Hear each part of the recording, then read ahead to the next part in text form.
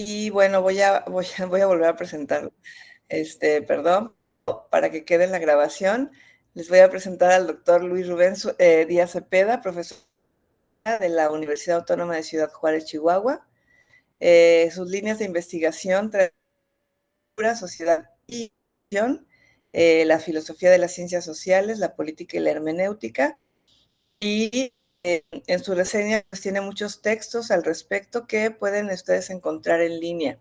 Y da mucho gusto que participe ahora en esta sesión de seminario y ojalá que los jóvenes que hoy nos acompañan pues puedan al final aprovechar la sesión y preguntarle, ¿verdad?, comentarios para enriquecer esta sesión. Así que les damos la más cordial bienvenida. La doctora y una servidora, pues somos integrantes de un grupo interno que somos entre las actividades. Este seminario permanente que ya va para cumplir su primer. Entonces, les hago la invitación también porque cada mes tenemos una sesión distinta con diferentes ponentes, con los compañeros amigos de la red. Hemos hecho en la zona norte, entonces tenemos compañeros que presentan de investigación en la unidad en la Universidad de Ciudad Juárez, pero también en Durango. Ojalá que quienes hoy nos acompañan pues se puedan seguir uniendo en las en el semestre, porque además, jóvenes, a ustedes que necesitan conseguir constancia para cultura, les digo que las constancias de estas sesiones, que son más o menos 5 al semestre, se les puede dar una constancia por 20 horas curriculares. Así que, pues bueno, ahí es la invitación. Bienvenidos todos y le dejo el micrófono al doctor Díaz Cepeda. Adelante, doctor. Gracias y bienvenido. ¿Qué tal? Buenas tardes a todas, a todos, especialmente a la doctora Ramírez, a la doctora Díaz Gómez por la invitación. Me siento muy contento de poder participar en esta sesión del seminario. Lamentablemente no he podido estar en sesiones previas por exceso de trabajo, pero voy a tratar pues de ponerme al corriente de las discusiones que han tenido y hacerme el propósito de las siguientes sesiones que tengan, pues ser parte de ellas. Y bueno, qué alegría que se esté dando esta conversación entre filósofos del norte de México, porque a veces la filosofía tiende a concentrarse en el centro, ¿no? En las grandes universidades, la UNAM, la UAM, etcétera, que por supuesto son excelentes centros educativos, pero creo que tenemos una misión y me da muchísimo gusto que lo estén ustedes retomando esta misión de incentivar y crear espacios para la reflexión también en el norte del país.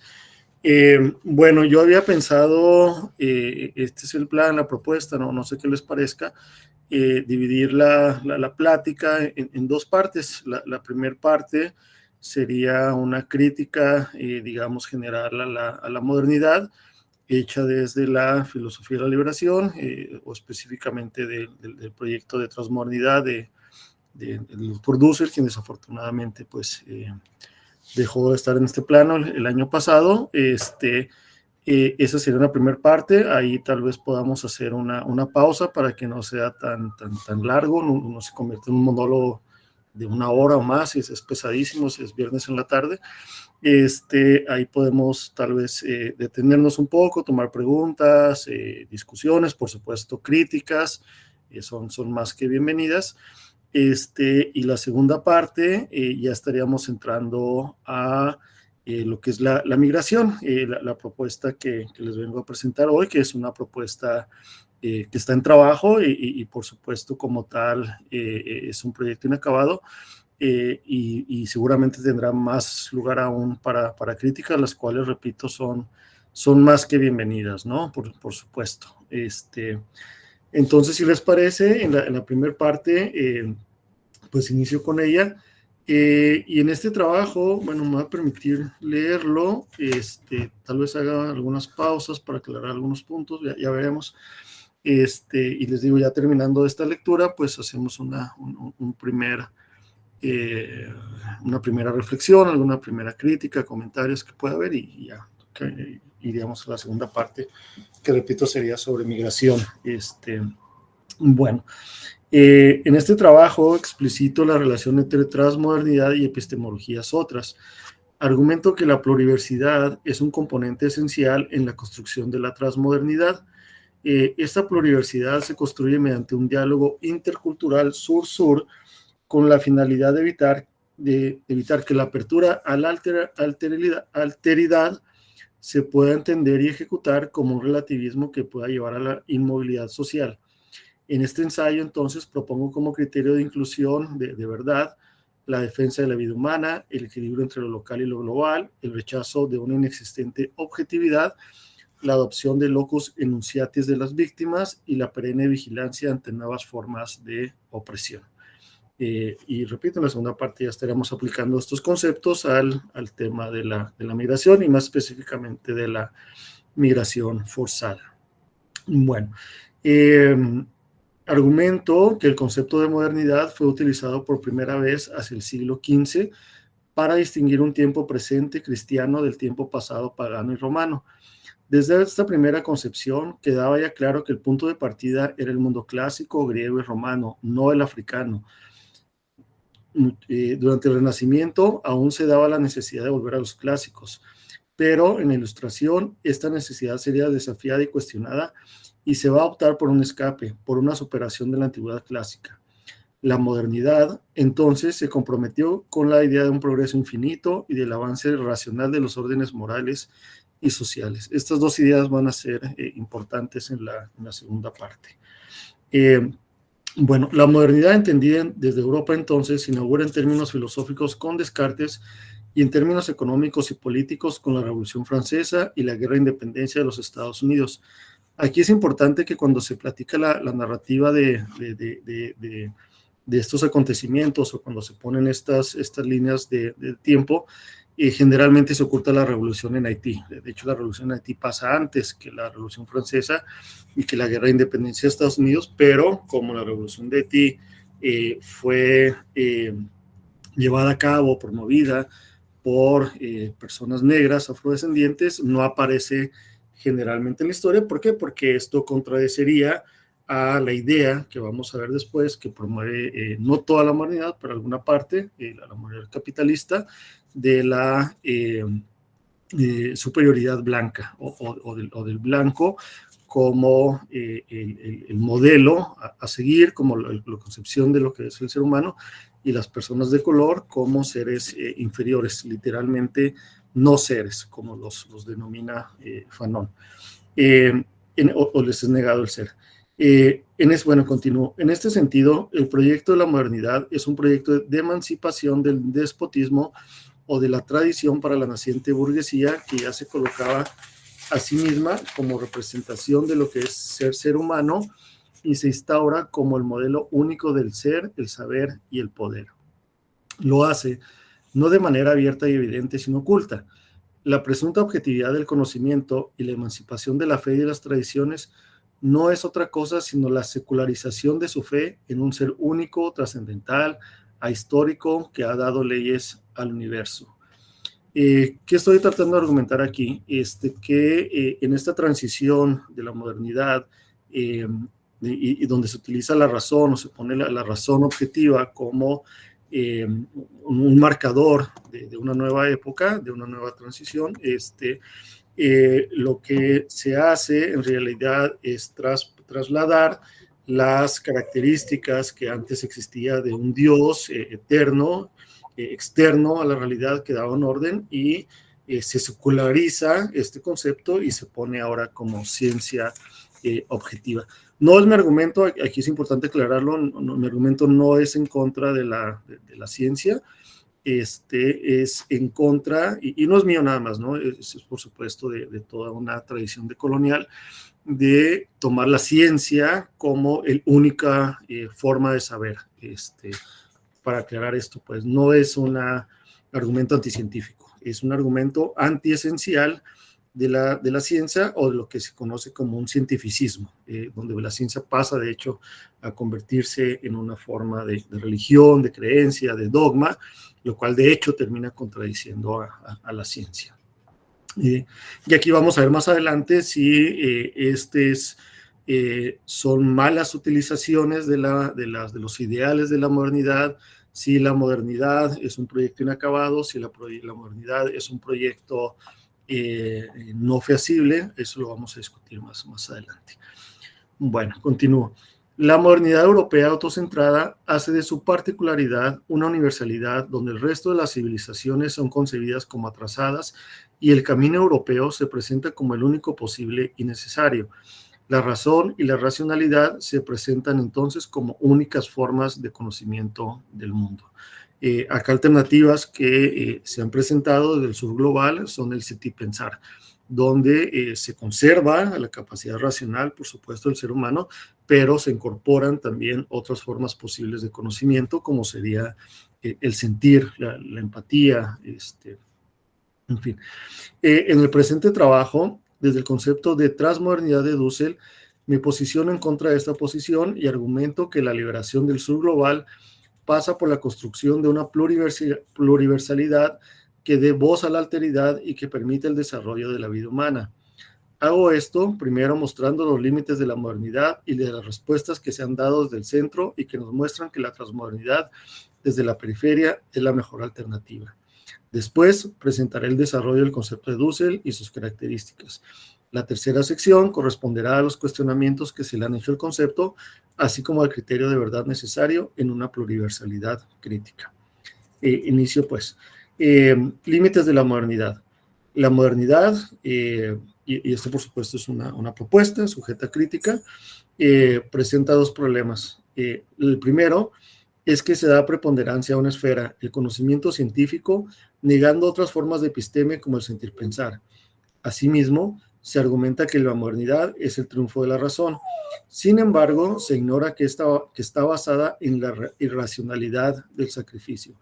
Es decir, el supuesto uso de la razón se convirtió en una razón instrumental al servicio de la reproducción del capital, no de la reproducción de la vida.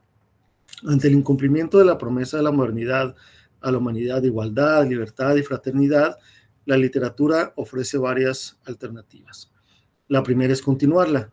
Esta posición, sostenida por Habermas, es de que la modernidad es un proyecto incompleto, pero no fallido.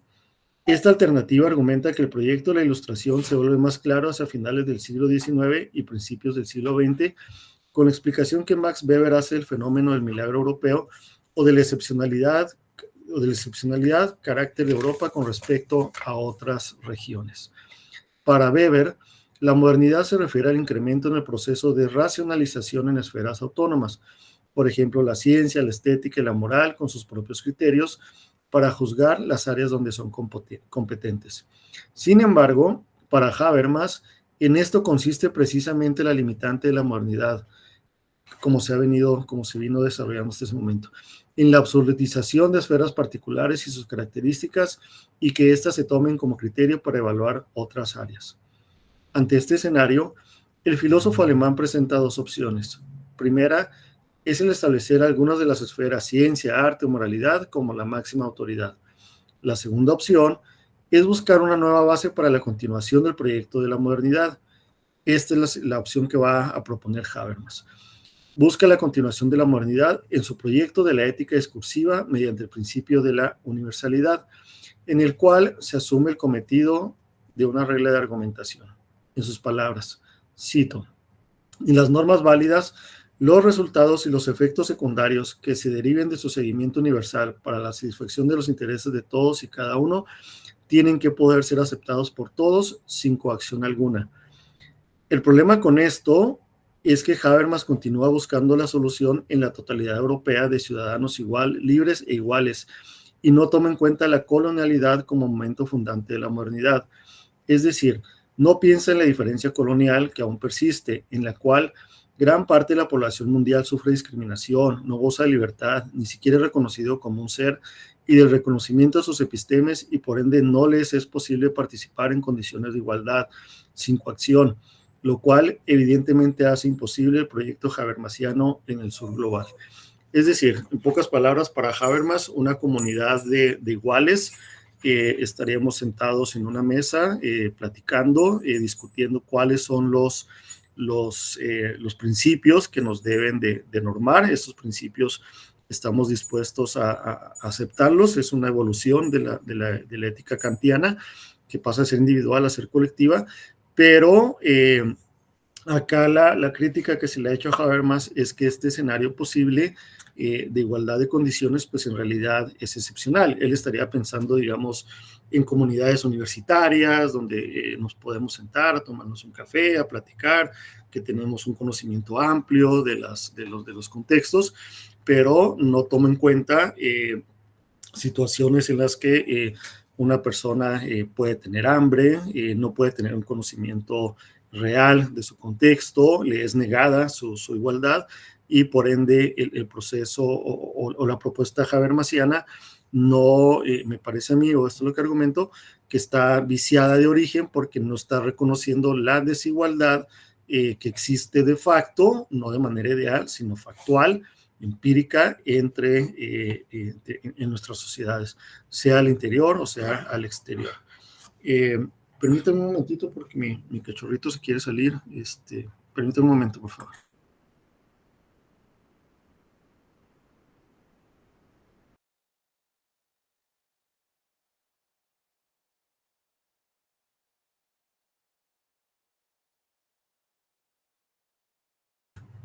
Y ahorita en unos momentos va a querer regresar, pero bueno. Una segunda alternativa a esta posible falla de la modernidad, que yo considero que ese es el caso, pero bueno, lo podemos platicar ahorita, es la posmodernidad. Sin embargo, no es una solución al proyecto de la modernidad, ya que se encuentra determinada por sí misma. La conciencia crítica que se ha esparcido en los pueblos colonizados, especialmente después de la Segunda Guerra Mundial, no puede ser contenida dentro del giro lingüístico o pragmático en el cual las actitudes postmodernas tienden a basarse. No voy a pasar mucho tiempo en la posmodernidad, puesto que este proyecto prácticamente ya está olvidado. Una tercera alternativa es la transmodernidad, propuesta por Rosa María Rodríguez Magda, quien en una reflexión ininterrumpida indica que el prefijo trans busca señalar no solo la transformación, sino la necesaria superación de la modernidad, incorporando las críticas de la posmodernidad. Así, para la filósofa española, la transmodernidad como etapa abierta y designación de nuestro presente intenta, más allá de una denominación aleatoria, recoger en su mismo concepto la herencia de los retos abiertos de la modernidad tras la quiebra del proyecto ilustrado. Es decir, tanto Habermas como Rosa María están reconociendo que la modernidad no ha cumplido sus promesas, pero están buscando alternativas. Para Habermas, la alternativa es continuar, retomar el proyecto de la modernidad. Para Rosa María es ir más allá de la modernidad, en lo que ella llama la transmodernidad. Sin embargo, la crítica que se le hace a esta propuesta de Rosa María desde el sur global, en voz del filósofo latinoamericano José Gandarilla, es que esta propuesta sigue atrapada en la totalidad europea, sigue pensando solamente desde Europa, para Europa, con Europa, desde su realidad, y no percibe o no quiere percibir las consecuencias que tiene su actuar en el resto del país. ¿Qué consecuencias? Bueno, ahorita las vamos a ver en la segunda parte. El incremento exponencial de la migración, ya no migración económica, sino migración forzada. Bueno, continúo aquí. Como es posible ver ahora, estas alternativas propuestas desde el centro son insuficientes, pues todas ellas, al igual que la modernidad, en tanto historia, se basan en la clasificación racial de los grupos humanos, de tal manera que, como Fanon y posteriormente Quijano han mostrado, a la mayoría de la población no blanca, no cristiana, no europea, le es negada el ser. Como Edgardo Lander argumenta, esta negación de su ser pasa por la negación de episteme, es decir, se niega la capacidad de conocimiento de saberes que nosotros los pueblos periféricos tenemos. Como trataré de demostrar desde la argumentación que hace Dussel, la verdadera liberación de la humanidad vendrá desde la exterioridad de este sistema eurocentrado hacia un nuevo horizonte histórico, la transmodernidad. Paso aquí ya hacia la tercera parte de este breve trabajo. Como hemos visto, la modernidad se ve a sí misma como la causa causada original, causa causada causante original, donde Europa se provee de su propia fundación y el ímpetu para trascender el autoritarismo y la barbarie del feudalismo, inventar la ciencia, renovar la filosofía y rescatar a la democracia. Para ellos, nada de esto tuvo que ver con otros que no sean europeos. Contrario a esta narrativa, la transmodernidad recuenta la historia, la transmodernidad latinoamericana, y para hacer la diferencia con la transmodernidad eurocentrada, recuenta la historia como una que incluye participantes de todas las partes del mundo, especialmente el rol del otro en su formación.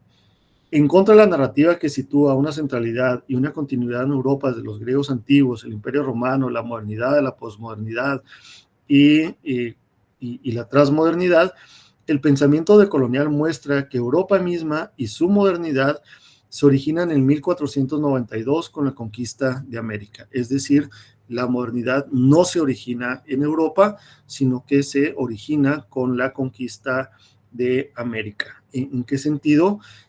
Son dos. Uno, la rapiña que se hicieron de los recursos de Abya Yala, del continente ahora llamado americano, pero también, y más importante, de acuerdo a esta argumentación, de la negación del otro.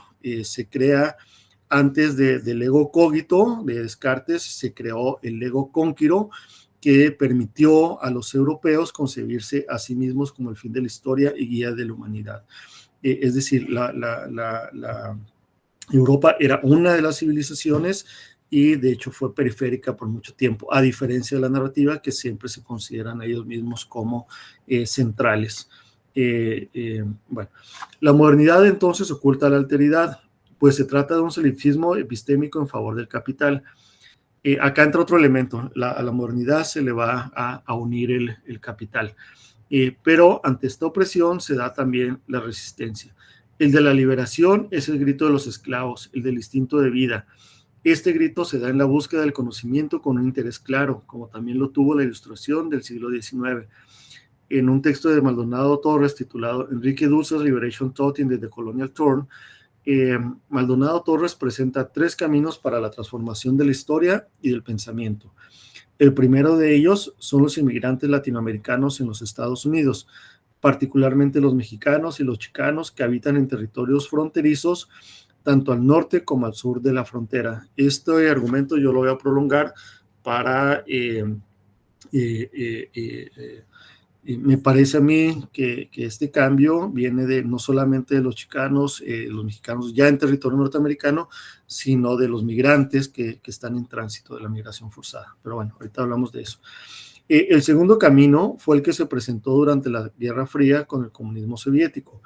El tercer camino que nos presenta Maldonado Torres es el que se abrió con el decaimiento de Europa, el pensamiento decolonial, donde el encantamiento por Europa que había permanecido en las independencias de las Américas había ya desaparecido después del Holocausto. En palabras de Maldonado Torres, cito, el propio giro decolonial se caracteriza por un desencanto generalizado con el eurocentrismo y una renovada afirmación de la descolonización como proyecto, fin de cita.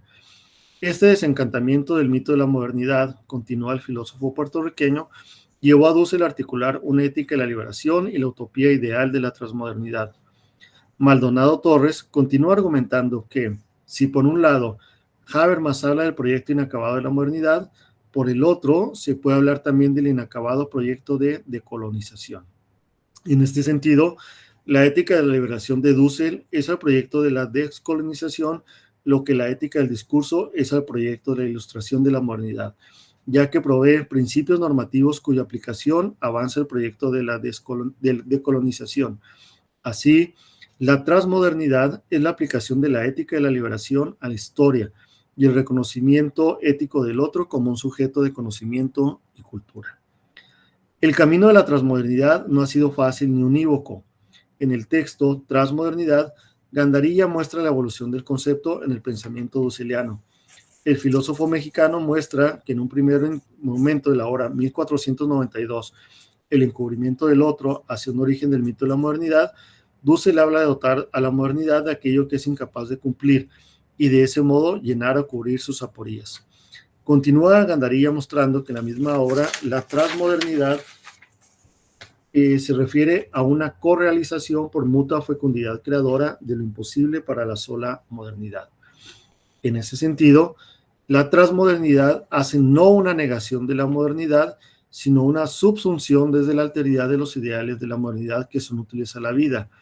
Hablamos entonces ya no de libertad, igualdad y fraternidad, sino de liberación, equidad y solidaridad.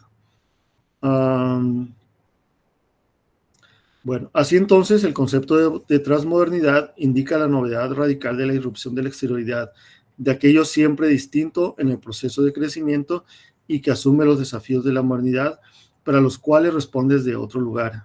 De hecho, la misma decolonización puede ser vista como un proceso permanente que completa, subsume y exhausta los elementos emancipatorios de la alteridad. Esta alteridad la provee la capacidad de responder con soluciones que serían absolutamente impensables para una cultura moderna como lo son las europeas y la norteamericana. En este sentido, una futura cultura transmoderna asume los momentos positivos de la modernidad, pero con una rica pluriversalidad producto de un auténtico diálogo intercultural. Este diálogo intercultural que nos llevará y sostendrá la transmodernidad inicia en concordancia con el método anadialéctico con la afirmación de la negación, esto es, con la autovaloración de la importancia de la cultura propia que ha sido negada por el proyecto moderno europeo. Esta autoafirmación no significa una afirmación ingenua o apologética, por el contrario, debe haber una crítica a la tradición propia desde la misma cultura. La propuesta de transmodernidad de Dussel como una metanarrativa no significa un sistema cerrado hacia el cual deben de estar limitados los conceptos locales, sino que lo local implica lo global, a la vez que lo global inspira a lo local, en un reconocimiento de la finitud propia y reconocimiento de las condiciones cambiantes que pueden revelar generar nuevas víctimas, por lo que debe efectuarse una perpetua modificación de la praxis en favor de la vida. Así, los postulados propuestos por Dussel siempre están abiertos a la voz de la alteridad, nunca se cierran a la totalidad de un sistema que se piense perfecto y inacabado. En pocas palabras, la transmodernidad es entonces una nueva edad del mundo donde se da un proyecto de liberación político, económico, erótico, pedagógico, religioso, etcétera, que ofrece inclusividad y solidaridad.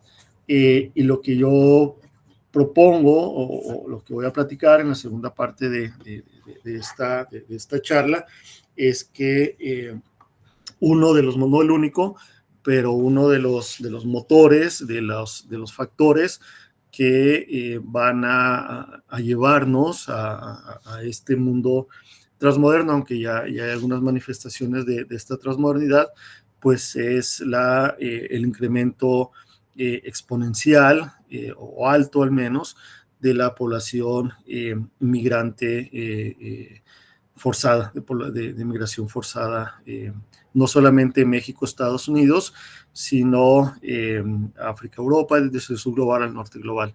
Pero ahorita lo podemos platicar eso sería la segunda parte. Si les parece, si están de acuerdo con la propuesta, aquí pudiéramos hacer una pequeña pausa para platicar, aclarar si hay algunas dudas, críticas, por supuesto, repito, son más que bienvenidas. Cualquier mejora que se pueda hacer el trabajo, por supuesto, es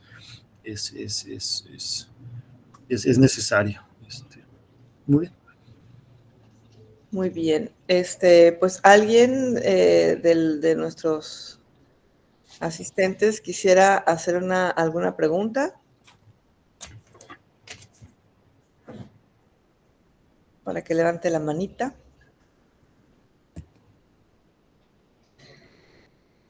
Porque, bueno, mira, a mi doctor me parece que sería pertinente. Claro. Como tenemos estudiantes, ¿verdad? Muchos de los que nos acompañan ahora son estudiantes, a lo mejor, no sé, si pudiera usted precisar entre, por ejemplo, cuál sería la diferencia entre el concepto de transmodernidad y posmodernidad, por ejemplo, ¿no? O qué relación tienen, o son lo mismo, no sé si pudiera un poquito en ese sentido comentarnos algo. Sí, no, serían los dos conceptos diferentes. Acá estaríamos hablando, perdón, si puedo preguntar, ¿son estudiantes de qué carreras para tratar de orientar la reflexión hacia allá? ¿Son de filosofía, ciencias Areli, políticas, son de, educación? no sé si alguien de ustedes pudiera contestar, jóvenes, de qué carrera son. Algunos son de lenguas modernas. ¿Y Valeria? Sí, somos de lenguas modernas, eso iba a comentar. Ah, ok. Ok. Bien. Bueno, básicamente la idea de la posmodernidad, no vamos a hablar tanto de autores, vamos a tratar de mantenerlo un poco simple, o no tan elaborado, no tan técnico. Es la idea de que la modernidad había sido superada, había llegado a su límite. ¿Qué pasa con esto? ¿O por qué surge esta idea? La modernidad, que hay varios tipos de modernidad, ¿no? Y ustedes lo saben mejor que yo por este seminario, ¿no? Yo me estaría refiriendo acá a la modernidad capitalista, para contextuarla mejor. Pero bueno, la idea básica es que la modernidad había fallado. ¿En qué sentido falló? El primer momento que falla, la idea era que a través del uso de la razón, a través de una democracia efectiva del Estado-Nación, la humanidad en conjunto íbamos a poder vivir en paz, íbamos a alcanzar un desarrollo tecnológico, un desarrollo industrial, íbamos a tener vías confortables, etcétera. Sin embargo, esta promesa no se cumple.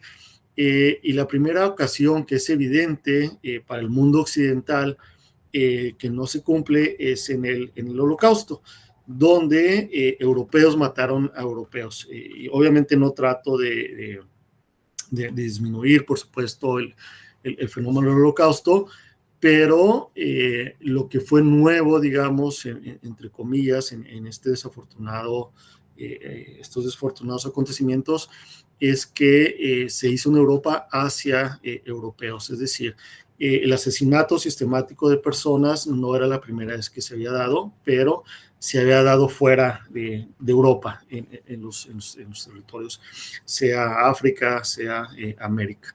Ese es como que el primer desencanto, digamos, con la modernidad. Llega un segundo desencanto cuando ya empieza la posmodernidad, donde esta idea de que la razón nos podía llevar al encuentro o al descubrimiento de una verdad única, también falla y se cae, y acá es una crítica, en un relativismo, donde se empiezan a aceptar las opiniones, las diferentes identidades, las diferentes percepciones de verdad que pudiesen tener diferentes grupos, como un afán liberatorio, fuera de esta restricciones que ponía la modernidad. Pero acá hay dos tipos, o se viven dos diferentes formas de la posmodernidad. En América Latina, la posmodernidad, estaríamos hablando acá de los 80s, 90s, desafortunadamente, más que en Europa, tiene un efecto desmovilizador en términos políticos. ¿Por qué? Porque se hace una interpretación o una reinterpretación de las desigualdades materiales como simples interpretaciones, como si se negase la verdad sólida, la verdad real de la opresión, de tal manera que se permiten una gran variedad de discursos sin que ninguno de ellos tenga un valor de verdad sobre el cual se pudieran anclar nuestras instituciones, nuestra vida social, nuestra vida política, movimientos sociales, etcétera, se vuelven simplemente interpretaciones, ¿no? Lo que ahorita llamaríamos algo parecido a la posverdad, cosas que se dicen pero que no tienen ningún anclamiento en evidencia empírica. Entonces, básicamente, usted lo sabrá mejor que yo, el prefijo pos implicaba esto. Ya se terminó la modernidad, lo que sigue de la modernidad, ya es una época terminada. A diferencia de la palabra trans, que va a ir más allá de la modernidad, pero que no la termina. Es decir, va a continuar con este proyecto de la modernidad, pero lo va a llevar a niveles más altos, digamos, va a prolongar esta idea de la modernidad sin rechazarla, como lo hizo la posmodernidad. Ahora, acá, como les comentaba, existen dos proyectos diferentes. Por un lado, el proyecto transmoderno en Europa, que sigue insistiendo en que la civilización europea o la civilización occidental es la expresión máxima de la razón humana, que hacia ella nos tenemos que referir. Ahora, aquí hay una parte un tanto chusca, ¿no? O desafortunadamente chusca. Cuando hablan cuando se habla de la cultura occidental, no está América Latina ahí, o sea, no soy un experto, pero estamos en el hemisferio occidental, obviamente, ¿no? Pero no somos parte de la cultura occidental. Entonces, la cultura occidental no va a ser referencia a un lugar geográfico, sino a esta continuación de Europa, Estados Unidos y Canadá, como que extensión de Europa, pero donde incluso la América Latina, que fue colonizada por la España católica, no va a ser incluida dentro de este concepto del pensamiento occidental. Las referencias a Europa se toman desde Hegel. Hegel va a trazar la historia, el origen de la historia del este, pero haciendo una línea de avance, digamos, hacia el oeste, hacia Europa. Va a terminar en Europa y extensión solamente Estados Unidos y Canadá. Obviamente Hegel no hablaba de Estados Unidos y Canadá en ese momento, pero Asia la toma como lugar de origen, pero no de florecimiento, no de crecimiento de la civilización humana o de la máxima expresión de la civilización humana, y a África la ignora por completo, ¿no? A pesar de que África, especialmente el norte de África, ha jugado gran parte o un papel muy importante en el desarrollo de la civilización humana en su conjunto. No sé si respondí la pregunta. Pues yo creo que sí, no sé si alguien tenga alguna otra pregunta, Senorina, Areli, algún estudiante, antes de que el doctor pase a la segunda parte. Podríamos decir que entonces digo, para precisar yo, esta idea de la transmodernidad que propone Dussel es más bien una propuesta a lo diverso, a la pluralidad, ¿verdad? Sí.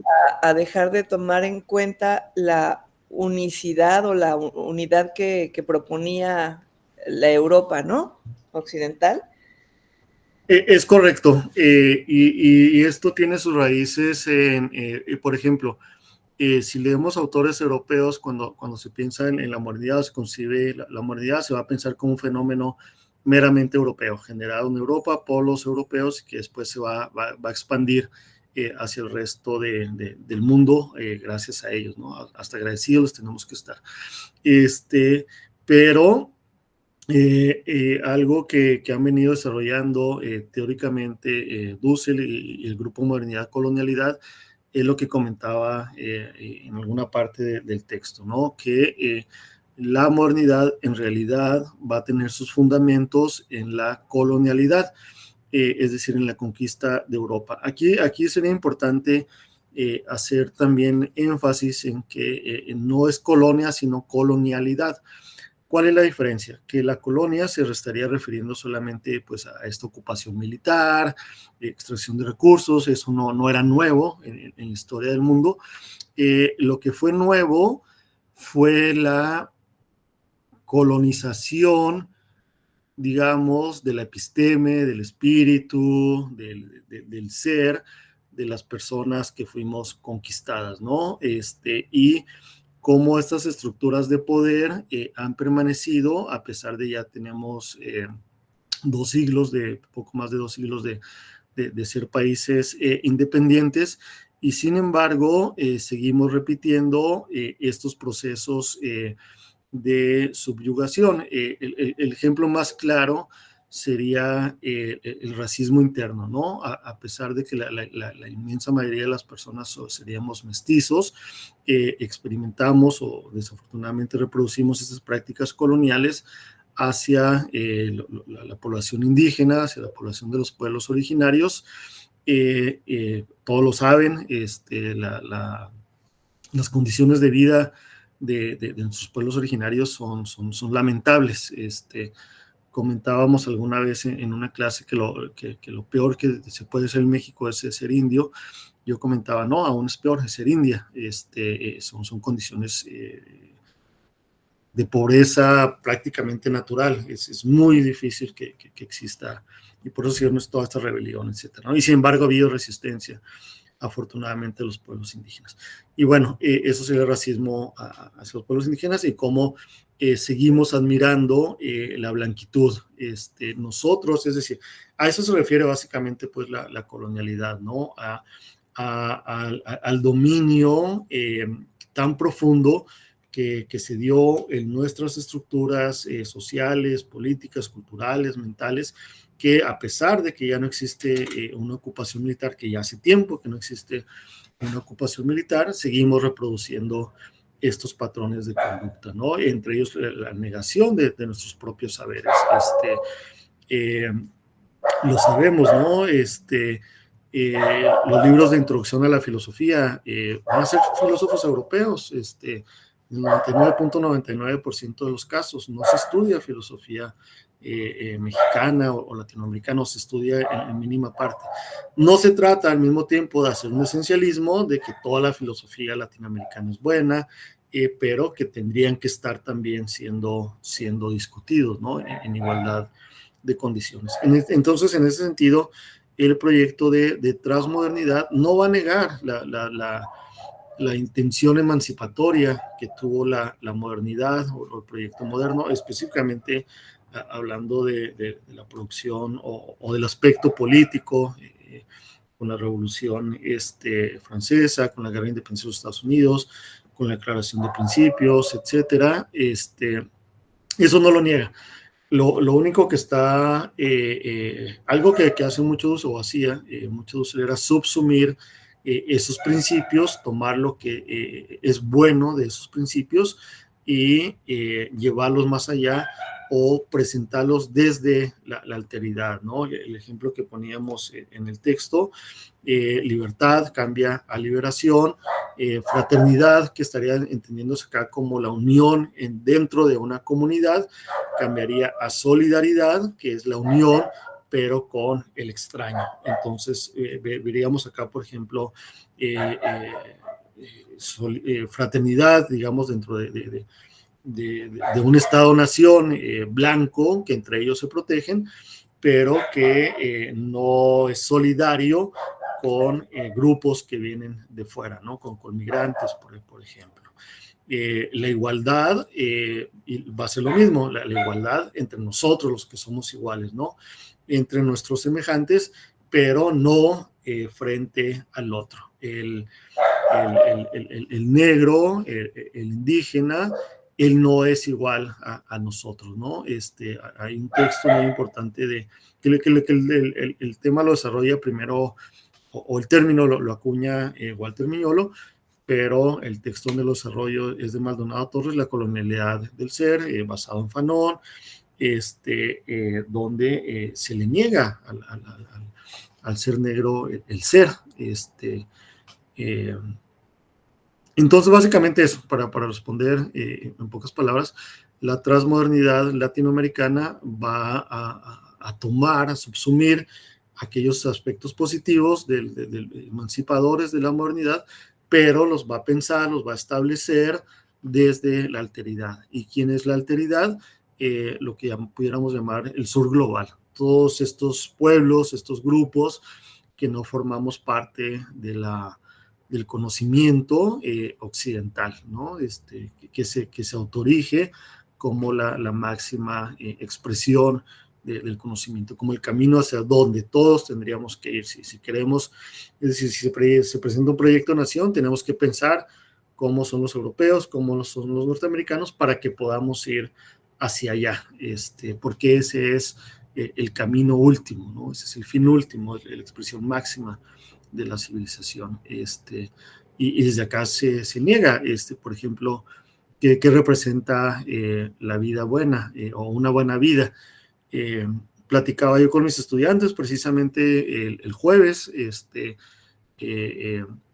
en clase de marxismo, y les preguntaba, bueno, ¿y cuál es su objetivo? ¿Para qué quieren estar en la universidad? ¿Cómo imaginan su vida, no? Y era una vida, lo que sea, pues quiero una buena vida. Bueno, okay, ¿cómo defines una buena vida? ¿Cómo lo estás pensando?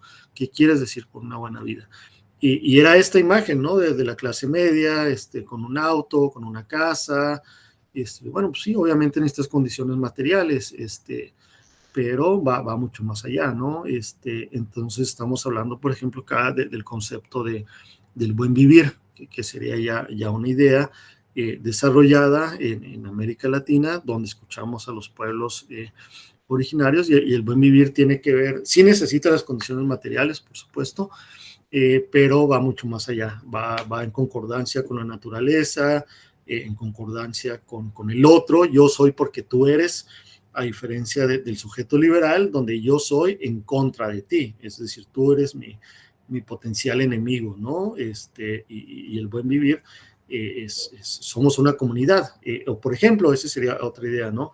El énfasis que pone el liberalismo, sea económico, sea político, en el individuo, contra o en oposición, o a lo que se le opone desde este proyecto decolonial, es la comunidad. Es decir, yo no puedo ser sin una comunidad, yo no puedo ser profesor si no hay una comunidad de colegas, si no hay una comunidad de estudiantes, no puedo ser ciudadano si no hay personas a mi alrededor, no hay nada que yo pueda hacer, ni siquiera puedo tener un lenguaje con el cual me pueda expresar si no hay otro con el que yo pueda dialogar, ¿no? Esos serían argumentos para mostrar el valor de la comunidad y de cómo el estar bien, el tener una buena vida, no solamente pasa por mi confort material, sino por el confort material de la comunidad, y no solamente material, ¿no? Espiritual, comunitario, experiencias estéticas, el tener el derecho a la ciudad, etcétera, ¿no? No sé si respondí o me fui un poco.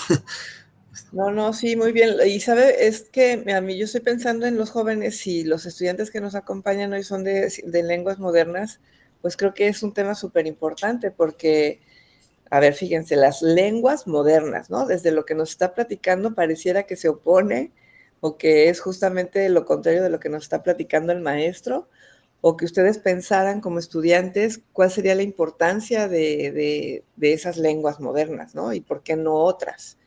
No sé, se me ocurre que los jóvenes pudieran tener estas reflexiones a partir de este tema, pues porque se presta muchísimo, ¿no? Me imagino yo que ven algunas cosas como esas en algunas materias, quizá no precisamente con Areli, pero sí en otras materias. Entonces, ojalá que se animen a participar, jóvenes. ¿Alguien tiene alguna pregunta, algún comentario? ¿Alguien más? Sino para que continúe entonces el doctor Luis. Gracias. Muy bien. Sí, ahí muy brevemente, en referencia a las lenguas y la universidad, no sé en su universidad cuáles sean los requisitos, pero donde yo estoy en mi doctorado, para titularse hay que hablar 3 idiomas. Ninguno de ellos, o sea, son todos europeos, o sea, te reconocen nada más, bueno, inglés, francés, italiano, bueno, japonés me parece, pero o sea, no sé, quechua, no te lo reconocen como una tercera lengua, ¿no? Entonces, de repente, a eso es a lo que me refiero, de cómo nuestras estructuras están todavía muy sujetas a esta colonización, ¿no? Y es un trabajo extenso, pero bueno, ya se está haciendo, y mucho pues gracias a estos espacios que abren. Bueno, esta otra parte ya es un trabajo aún más en proceso, lo que yo he estado lo que he estado trabajando por los últimos, ¿qué será? Año, 2 años, es migración. Mi interés en la migración vino a raíz de que en el 2018, acá en Ciudad Juárez, acá tienen su casa, por supuesto, frontera directa con El Paso, Texas. De hecho, aquí siempre les comento cuando me toca dar pláticas, aquí donde tengo mi estudio, la ventana de mi estudio aquí en la casa, literalmente da al muro fronterizo. O sea, yo estoy viendo aquí el río Bravo, aquí está El Paso, o sea, literalmente lo veo, ¿no? Me tocó ver este año cómo la población migrante que buscaba refugio, asilo político en los Estados Unidos, pues por aquí lo veía yo pasar, ¿no? Se llama El Bordo, está así como un camino arriba del río. Bueno, entonces les comentaba, pues tengo un par de años ya involucrándome más de manera académica en el tema. Lo estoy haciendo un tanto más desde la sociología. Antes lo hice desde la ética de la migración, pero de un par de años hacia acá lo he estado haciendo más, repito, desde la sociología. Entonces tal vez aquí confunda un poco las dos disciplinas. Les ruego me disculpen, pero si hay cualquier duda, por favor no duden en dejármela saber. Bueno, entonces, quedamos aquí pues que la razón que fue sin duda alguna, una buena aportación, una aportación necesaria de la modernidad, el dejar un poco de lado la fe, aunque bueno, ya vimos que no fue completa la transformación, fue una razón o una fe secularizada a través de una razón única, o de la instauración de una razón única. Bueno, esta razón se convirtió en razón instrumental. ¿Qué queremos decir con razón instrumental? Que se convirtió no en cómo encuentro los mejores formas de vivir, sino cómo encuentro las mejores formas de producir, y producir para el capital. Progreso, también acá la idea de que hubiese un progreso para la humanidad se convirtió en un progreso económico, y por progreso económico pues entendió la acumulación desmedida de riqueza en contra de la naturaleza, lo que se llama un desequilibrio entre la lógica del capital y la lógica de la naturaleza. Es decir, el capital en su propia lógica, inherentemente, necesariamente, tiene que reproducirse, si no deja de ser capital. Sin embargo, la naturaleza no puede. Evidentemente, la naturaleza tiene ciertas capacidad de crecimiento, cierta capacidad de reproducción. Entonces, cuando el capital rompe estos ciclos, pues encontramos las situaciones en las que vemos, en las que estamos ahora, ¿no? Cada vez los desastres naturales son más fuertes, más frecuentes, más extendidos. Estamos hablando, ya no se habla de calentamiento global, sino de cambio climático, porque no solamente calentamiento, son tormentas, o hace frío donde no debería hacer frío, es decir, todos los ciclos de naturaleza se están modificando como consecuencia de este impulso desmedido que tuvo el capital. No, paramos, Brian. ¿Cuál es la pregunta? No hay ningún problema. Antes de que agarremos vuelo, no te preocupes. Hola, buenas tardes. ¿Qué tal? Nada más agregué un comentario ahorita respecto a los comentarios que hizo usted, que rescato, que me gustó la parte en la que menciona que se estudia a los exponentes europeos como si fuera lo máximo y que sería buena idea, pues, rescatar, analizar también textos latinoamericanos, pues, para analizar una perspectiva que nos represente más a nosotros como sociedad mexicana. Porque aunque se busquen los mismos ideales que los exponentes ya conformados, pues siempre es bueno también ver los avances o qué cualidades tenemos diferentes en nuestras culturas. Porque lo queramos o no, siempre va a haber pequeños detallitos que sean diferentes por aspectos culturales y pues que sería bueno tanto analizar como apoyar.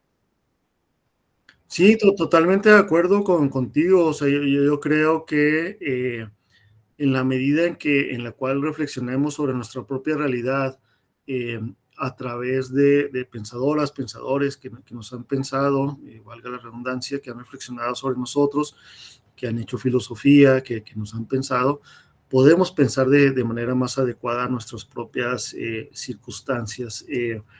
Esta posición no necesariamente es la dominante, la hegemónica. He tenido algunas discusiones en el buen sentido de la palabra con otros amigos, colegas que no comparten esta visión, y ellos dicen, no, filosofía es filosofía. Y yo, pues sí, o sea, filosofía es filosofía, pero no es lo mismo filosofar desde una posición de señorío a filosofar desde una posición de servidumbre. No que tú quieras ser siervo, ¿no? Sino que estás siendo colocado en esa posición. ¿De qué le sirve al esclavo reflexionar abstractamente sobre la libertad cuando ésta le es negada? Lo que hay que reflexionar sobre primero cómo me libero de esto. Es decir, son lugares de enunciación diferentes. Las herramientas pudieran ser las mismas, eso sería otra plática, pero me parece a mí que son, al menos algunos son problemas diferentes, ¿no?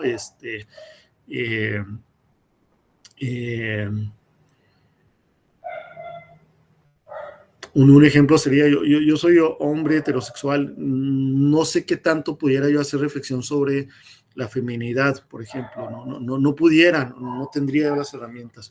Puedo tener las herramientas para hacer filosofía, pero no para reflexionar desde la posición de una mujer, porque no la conozco, no vivo su cuerpo, no habito su realidad. En ese sentido, me parece a mí que, y repito, no tiene que ser necesariamente así, es una mala posición que yo tengo, que el hacer filosofía latinoamericana o el giro de colonial, el pensamiento colonial, que de repente se puede convertir en una moda, de repente se puede convertir en algo popular y la gente lo empieza a hacer, pero a mí me parece que sí explica mucho o explica mejor nuestra realidad. Entonces, en ese sentido, yo creo que es importante que se piense desde una realidad.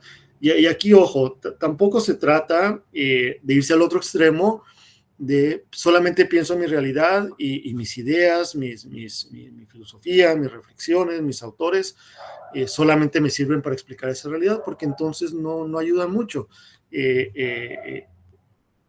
Entonces me parece a mí que el camino correcto es un camino provechoso, útil, pienso desde mi realidad para compartir, para dialogar en un proyecto más amplio donde podamos compartir algunas experiencias, serán compartibles, otras no tanto, pero podemos tener este diálogo verdaderamente diverso.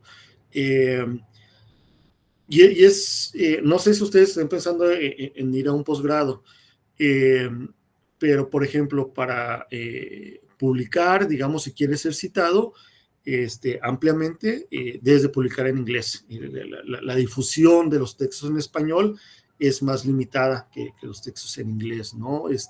Entonces, todas las estructuras van a ir cambiando, me parece a mí, en la medida que esfuerzos como que reflexionemos, que nos agrupemos, que hagamos comunidad, dialoguemos y en esa misma medida, pues, produzcamos textos de mayor relevancia, de mayor peso, de mayor poder de explicación, etcétera. Y en ese sentido, repito, ¿no? Cualquier crítica es más que bienvenida para mejorar las ideas, es más que bienvenida. Pero sí, básicamente, Brian, coincido totalmente contigo. Perdón. Gracias. María José Avilés levantó su mano. Quería hacer un comentario. ¿Me escuchan bien, verdad? Sí. Sí. Estoy en una optativa que se llama Errores de Traducción y estamos viendo cómo incluso tenemos una visión del lenguaje que puede producir discriminación en español. Lo que la gente ve como el mayor exponente de ley es la RAE, la Real Academia Española. Hay muchas personas que si escuchan hiciste, dijiste o todo este tipo de contextos en el lenguaje que parecen incorrectos, o cuando hay nuevas palabras, se ponen a pelear de que tú qué vas a saber si la RAE esto, la RAE lo otro, como lo máximo. Y comentábamos esto de que no se dan cuenta que la gente hace el lenguaje, no la RAE. La RAE lo que hace es organizar a partir de lo que va evolucionando y lo que se va haciendo.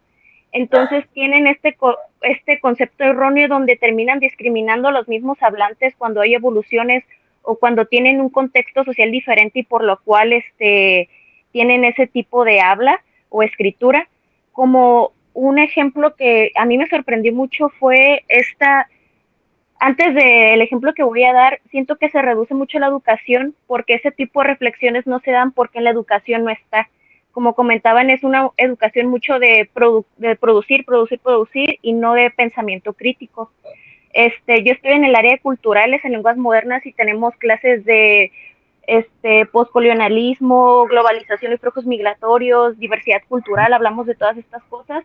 Y solamente así es que empezamos a descubrir muchas cosas que incluso uno internamente piensa mal o ha hecho mal. Pero los demás que no estén en algún ámbito así o en alguna carrera que implique humanidades, no logra acceder a este tipo de pensamiento, entonces simplemente lo ignora, que no existe. Y el ejemplo que voy a dar es esta dinámica que quisieran poner en los nuevos textos de español de primaria, secundaria, donde empezaran a poner no solo qué es lo que cómo se debe escribir en algo formal, ¿no? Que un documento, que la ortografía como lo normal, sino dar ese contexto sociocultural de precisamente ese ejemplo que es el más sonado, el dijiste, ¿no? De que no está mal que la gente lo diga, simplemente es un contexto social diferente para así evitar la discriminación hacia otras personas que utilicen otro tipo de palabras. Y había muchos papás que subiendo videos quemando los libros nuevos porque estaban diciendo que no, que están como que haciendo que los hijos aprendan cosas incorrectas y que no sé qué. Y yo, me sorprendí porque dije, ¿en qué momento se han preocupado por lo que aprenden? Y como que les asusta algo que no conocen, cuando no se dan cuenta que en realidad es algo que está favoreciendo, porque que les enseñen a los niños desde muy pequeños que sí hay una forma como que estándar que se tiene que aplicar en ciertas circunstancias, pero eso no implica que si la lengua se utiliza de otras formas esté mal o sea menor, llevándolo también a comunidades indígenas. Yo estuve en mi secundaria, tuve una compañera que era de una comunidad indígena y hablaba español, pero su acento era muy notorio. Entonces tuvo mucha discriminación, la hacían a un lado. Entonces, como no hay esta información, este contacto a lo que es diferente, ni a enseñar que las grandes como la RAE no es que sean, lo ponen en un altar que no debería de estar. O sea, trabajan para nosotros, no nosotros para, no sé cómo explicarlo. O sea, es de, nosotros somos quien hacemos la lengua, lo escrito, lo que decimos. Ellos se adaptan. pero creen que es al revés y ese es un gran problema y siento que por eso debería ser desde la educación, donde no solo en las carreras que eliges veas eso, sino desde la secundaria, desde la prepa, tener materias donde se haga conciencia y se hable esto de una forma en que los niños, adolescentes lo puedan entender, porque sí es algo que incluso yo, ya tomando todas estas clases, me di cuenta que llegué a cometer errores de por mera ignorancia, no de discriminar a alguien directamente, pero tener este pensamiento interno subconsciente de, por ejemplo, lo de la RAE, de que, ay, ¿cómo pueden decir así las palabras? ¿Cómo pueden hablar así no se dice? Cuando no es que no es mal. Tal vez no se utiliza en ciertos contextos, por ejemplo, si voy a un trabajo a escribir algo formal, se requiere tal cosa, pero no es así. O como la serie de Frida Kahlo está en inglés y muchos estaban criticando cómo está en inglés y Frida Kahlo no es que hable originalmente inglés, o sea, todo se está reduciendo al idioma inglés porque hay como que mucho, están muy reacios a querer acceder a otro tipo de idioma que no sea el inglés, que también lo tienen como si fuera el lenguaje superior, que no es así, ningún lenguaje es menor o mayor, pero existe esta como grados que tiene la gente inconscientemente de superioridad en ciertas cosas que lleva a la discriminación. Y eso nada más era mi comentario, perdón si me extendí un poquito. No, Muy está muy bien. Muchas gracias. Sí, yo lo complementaría con esta idea, ¿no? Que expresabas de que las personas a veces por desconocimiento repetimos estos actos discriminatorios. Precisamente hoy por la mañana estaba haciendo investigación sociológica sobre migración, nos tocó ir a unos espacios y platicar con hermanos migrantes, y una de las preguntas era si se consideraba indígena de su cultura o afrodescendiente, y era no, o sea, era no, era, o sea, una negación completa, ¿no? Y el punto es, a lo que quiero llegar con este ejemplo, es que lo que comentábamos ahorita, ¿no? La colonialidad, donde estas estructuras mentales, epistemológicas, institucionales, están tan adentro de nosotros que va a hacer falta un esfuerzo como el que están haciendo, y me da mucho gusto saber que tienen estas clases donde al menos las personas que lleguen a la universidad pues se ven expuestas a esta diversidad, ¿no? de conocimientos, que sepan que hay otras formas, no solamente las eurocentradas, y bueno, esto ojalá como futuros profesionistas ustedes puedan llevar este conocimiento a comunidades donde no van a tener la suerte, el privilegio, no van a poder ejercer su derecho a la educación, ¿no? Esa es una tarea que nos corresponde a todas, a todos, y en especial a aquellos que estamos en universidades públicas, porque acá nuestro sueldo y las colegiaturas están pagadas por el pueblo, entonces nosotros nos debemos a ellas, a ellos, ¿no? Muy bien, creo que Víctor ¿alguien más tiene la mano? Bienvenido el doctor Víctor Hernández, también miembro de la red. Adelante. Muy buenas tardes a todos. Bueno, en realidad se puso lo de la manita, pero aprovecho digamos, este incidente para hacer un comentario sobre la participación de la compañera.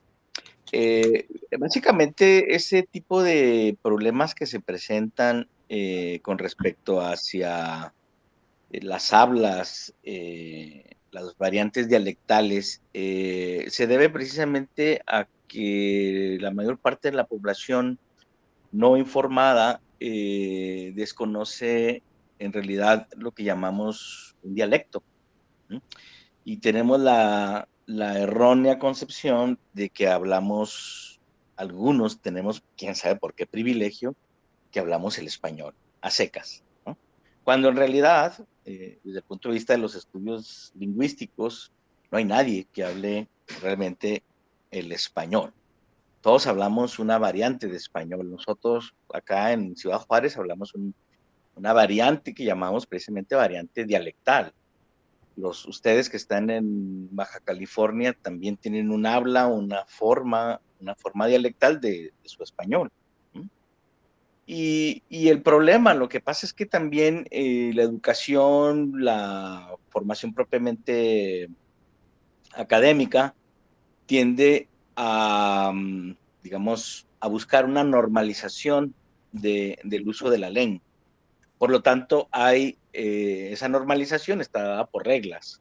Y esas reglas, pues, digamos, las instituciones educativas se convierten en las custodias de esa norma lingüística.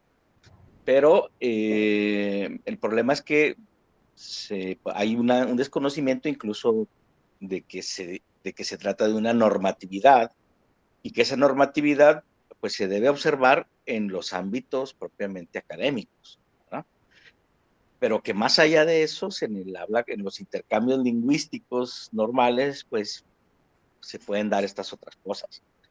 Ahora, en cuál es la distancia que hay entre un dialecto y otro.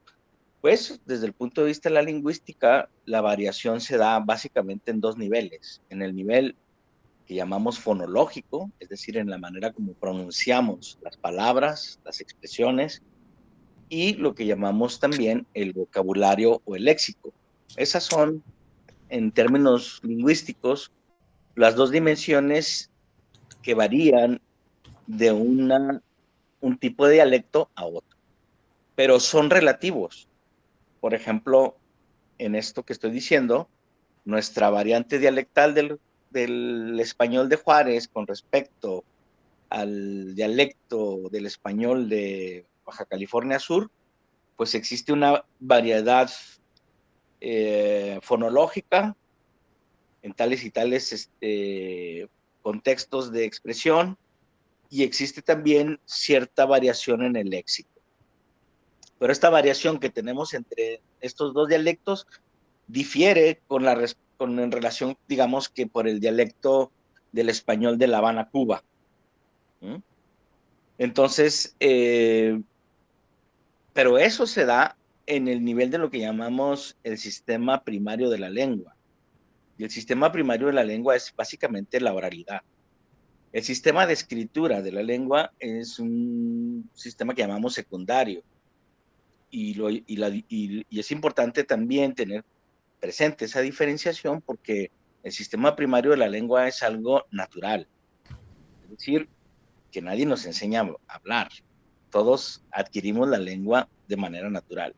Mientras que el sistema secundario, es decir, la forma de reproducir gráficamente lo que decimos de manera natural, para eso sí necesitamos una instrucción, un aprendizaje, ¿no? Y desde el punto de vista cognitivo, pues eso ocurre básicamente entre nuestros 5 años a los 10, 11, 12, tomando en cuenta que todos estos procesos son procesos estadísticos. Entonces, digamos que cuando nos metemos, hay una gran diferencia cuando alguien pueda recriminarle a alguien que comete una variación, o no que comete, sino que hace uso de su variante dialectal, a muy distinto como cuando esa variante dialectal la transcribe en la escritura, ¿no? Entonces son dos cosas, dos universos, por decir así, distintos. Obviamente que en un escrito académico, pues obviamente que están prohibidas digamos, las transcripciones de la fonología de nuestra variante dialectal. ¿Me explico? Entonces, pero esto porque debemos también de ser conscientes de que esto es una parte normativa, ¿sí? Y ahora que yo como poeta o como literato también la puedo violar porque también tengo esa licencia, en tanto que poeta o literato. ¿Por qué? Porque lo que me interesa es que mi personaje precisamente dé constancia de su variante dialectal. Y eso creo que queda un poco claro para quienes estudian estudios literarios, como varios de ustedes, ¿no? Y yo lo dejaré ahí para no irnos para otro lado. Muchas gracias.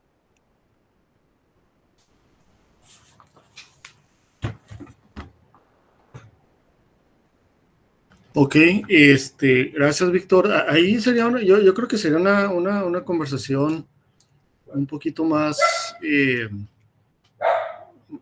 larga, en este sentido, comentabas, pero bueno, lo hagas para no desviarnos, igual la podemos tener en otro momento, en otro espacio. Estas normas a quién convendrían, quién les utiliza, a quién juegan, a favor de quién juegan estas normas, a quién deja fuera estas normas. Es decir, me parece a mí, puedo estar equivocado, evidentemente, que el conocimiento universitario estaría revestido de cierta legitimidad, de cierta poder, y que cuando se deja fuera de este conocimiento universitario por no poder expresarse de manera correcta, de acuerdo a las reglas de esta regulación que mencionabas, pues deja fuera a gran parte de la población, ¿no? Y a eso precisamente es lo que se refiere, o es uno de los aspectos a los cuales se refiere el proyecto de Colonial, que hay toda una literatura de colonización de la universidad, ¿no? O incluso la decolonización del saber, de donde se valida como saber, aquel saber, pues que sigue estas reglas, ¿no? Y que deja fuera a otras formas de expresión. Sin, por supuesto, que esto implique no validar el conocimiento universitario, ¿no? El debate o la parte que busca establecer este proyecto de Colonial, pues es precisamente esto, ¿no? De que existen otras formas válidas, también legítimas, de conocimiento.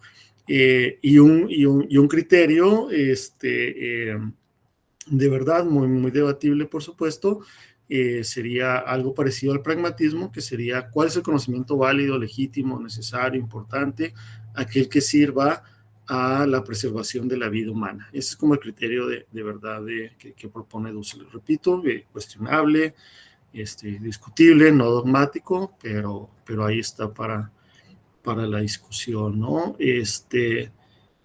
Bueno, si les parece, avanzamos a la segunda parte, que sería ya el tema que nos convocó, pero qué bueno que se dio esta discusión. Esto es siempre muy bueno. Malo es cuando no hay preguntas, ahí sí se va un poco cabizbajo, pero bueno, entonces, hablábamos pues que la modernidad tendría esta razón, ¿no? La razón instrumental, bueno, esto ya lo platicamos, entonces muy rápido, que se convirtió en no como hacer una economía para la vida, sino una vida para la economía, es decir, digamos, una transmutación de valores, si lo queremos ver así, ¿no? La libertad se convirtió en una libertad económica a favor de las élites, de la alta burguesía. La igualdad se convirtió en igualdad para nosotros, para los ciudadanos de un Estado-nación, y no para todos los ciudadanos, ¿no? Si hay ciudadanos de segunda clase. La fraternidad, pues igual, se vio limitada a este grupo. Bueno, entonces esta modernidad capitalista, pues nos lleva a esta ilusión de que hay un desarrollo sin límites, de que el capital va a poder seguir reinventándose a sí mismo y que va a poder seguir abusando de la naturaleza de manera ilimitada y sin mayores consecuencias. Acá el problema, comentaba, es que sí hay consecuencias, y las consecuencias que estamos viendo ahorita pues son el cambio climático global. Y un problema con esto es que el cambio climático afecta a todos, evidentemente. Sin embargo, los países así llamados del primer mundo o del centro, dependiendo de qué utilización queramos echar mano, tendrían una mayor cantidad de recursos económicos para poder solventar algún desastre económico, es decir, un desastre natural, perdón. Por ejemplo, Haití no tuvo la misma capacidad económica, incluso Puerto Rico, siendo un protectorado norteamericano, para poder gestionar los desastres, Cuba, naturales, a diferencia de países centrales que donde pudieran pasar esto, pues evidentemente ante una mayor cantidad de recursos, pues pueden gestionar mejor esto. Un ejemplo sería la pandemia de COVID. La administración que hizo Estados Unidos del COVID fue desastrosa, fue absolutamente ridícula, murió una cantidad inmensa de personas, sin embargo tenían la capacidad económica para reconstruir su economía, ¿no? Nuestros países periféricos o del sur global, ahí sería también una discusión de cuál sería el término, pero bueno, no nos vamos a meter en eso. No la tuvieron, y no la tuvieron pues precisamente porque hay, eso nos lo dice Wallenstein, esta división entre países del centro, semiperiféricos y periféricos, donde los periféricos y los semiperiféricos, los periféricos materia prima, semiperiféricos como sería México, una combinación de materia prima y algún que otro invento, pero que alimentamos las economías de los países centrales. Bueno, entonces, ¿qué pasa? Que ante la presencia de estos desastres naturales, de estos que llevan a desastres económicos, se incrementa la cantidad de personas que tienen que salir de esos países. Ya no es una migración económica como a la cual estábamos acostumbrados, seguramente ustedes también, pero acá era muy común el migrante, el mojado, si me permiten el uso de la palabra, que iba a Estados Unidos, trabajaba, mandaba remesas a México, pero era para mejorar, digamos, su calidad de vida. No era, si bien había una pobreza, bueno, tal vez en los países, en los estados del centro de México, pero hacia el norte no tanto. Pero bueno, se daba esta migración, donde, económica todavía, donde era circular en un primer momento, es decir, la persona venía, trabajaba 5, 6, 8 meses en Estados Unidos, regresaba a su comunidad de origen, hacía el viaje tal vez 4, 5, 6 años, en ese lapso de tiempo pues, juntaba cierta capacidad económica, pero no necesariamente se iban a quedar en Estados Unidos, ¿no? A medida que las restricciones migratorias en los Estados Unidos se incrementaron, esta migración circular se vio interrumpida y como el costo de regresar a México y luego Estados Unidos incrementó, la decisión obvia, natural, que yo creo que todos haríamos si estuviéramos en esa circunstancia, pues era quedarse en Estados Unidos, ¿no? Y entonces acá tenemos ya una acumulación de población migrante mexicana en los Estados Unidos, en su mayoría varones, jóvenes, pobres, de color. Ya en los últimos, del 2011, 2012 hacia acá, México ya tenía una migración cero, es decir, el número de personas que migraban a los Estados Unidos y el número de personas que regresaban equilibraba el número, ya no había migración en ese sentido hacia los Estados Unidos. La principal causante ahora de migración México-Estados Unidos es la violencia, no la economía. Las personas, y ahora vemos también que están viajando en núcleos familiares, es decir, ya no es el hombre soltero, joven, que se iba de mojado, sino ya ante la situación de emergencia que existe, de falta de control territorial, en algunas zonas de nuestro país, pues las personas tienen que emigrar como familia. Ya no es una opción dejar a tu familia atrás, ¿no? Y bueno, en este sentido, pues, los países centroamericanos como Venezuela, Centroamérica ha sido también una zona, el triángulo que se llama el norte, una zona emisora históricamente de migrantes, pero ya no vemos solamente estas poblaciones, ¿no? Cada vez vemos más núcleos familiares y poblaciones de países que tradicionalmente no migraban, digamos, ¿no? Pero bueno, ¿qué pasa entonces? Ya entrando hacia un poco hacia la filosofía política, es que esta población migrante peticionante de asilo, peticionante de protección internacional, que también es algo que cambió. Tradicionalmente la migración se daba de manera subterfugia, a escondidas, y ahora lo que vemos es lo contrario, que las personas, en vez de esconderse de las autoridades migratorias, buscaban, ya no porque cambiaron las leyes migratorias o las regulaciones migratorias, entregarse a una autoridad migratoria en Estados Unidos para poder presentar una solicitud de asilo político o alguna otra forma de protección internacional para permanecer de manera regular en Estados Unidos. ¿Qué es lo que estoy entendiendo por esto? ¿O qué es lo que estoy... repito, este es un trabajo en tránsito, ¿no? Que este flujo migratorio masivo, familiar, que está solicitando legalmente su estadía, que está reclamando un derecho que está reconocido, que está firmado por los países receptores, está siendo negado. Y me parece a mí, o esa es la idea que estoy manejando, la hipótesis, que esta falla que están teniendo los países centrales, los países del norte global, de atender la situación migratoria, es un síntoma de la falla de la modernidad, que esto muestra de nuevo que el proyecto moderno está fallando y que estamos frente a una crisis civilizatoria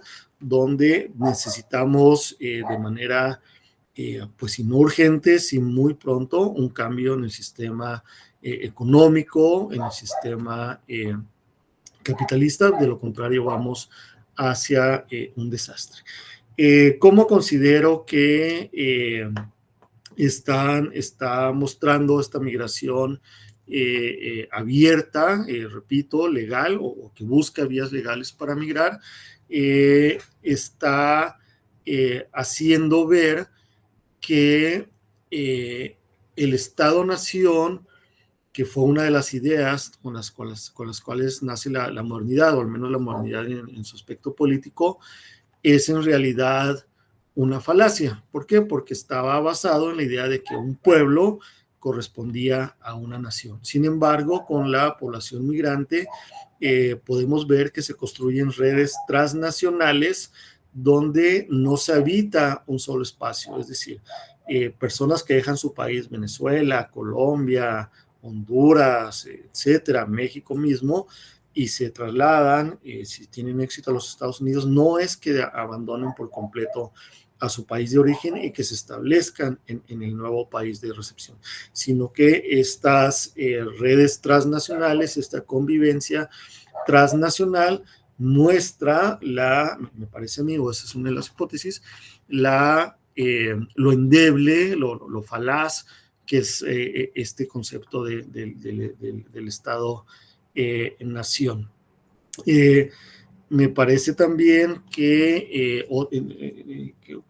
dentro del mismo concepto del Estado-Nación como un núcleo formativo o como parte del ADN de la modernidad, era la protección de las fronteras, la santicidad, digamos, de la frontera, donde el Estado-Nación buscaba muy celosamente controlar ese territorio. Sin embargo, vemos aquí dos fenómenos, o uno, pero con diferentes manifestaciones. ¿Cuál es este fenómeno? La externalización de las fronteras.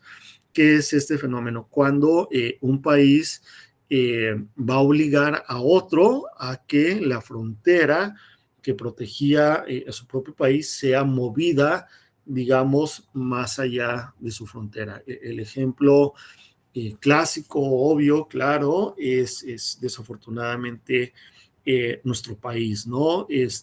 Vemos políticas migratorias que están militarizadas y que están dirigidas no a gestionar de manera humana la migración, sino a convertirse en una barrera desde nuestra frontera sur, desde Chiapas, desde Tabasco, que impida a la población migrante, a la población peticionante de asilo, llegar a la frontera norte nuestra o frontera sur de Estados Unidos. Es decir, esta idea de que que éramos países soberanos, que un Estado-nación, que un pueblo decidía su destino, tomaba sus decisiones sobre su territorio, pues se ve quebrantado por esta imposición de fronteras.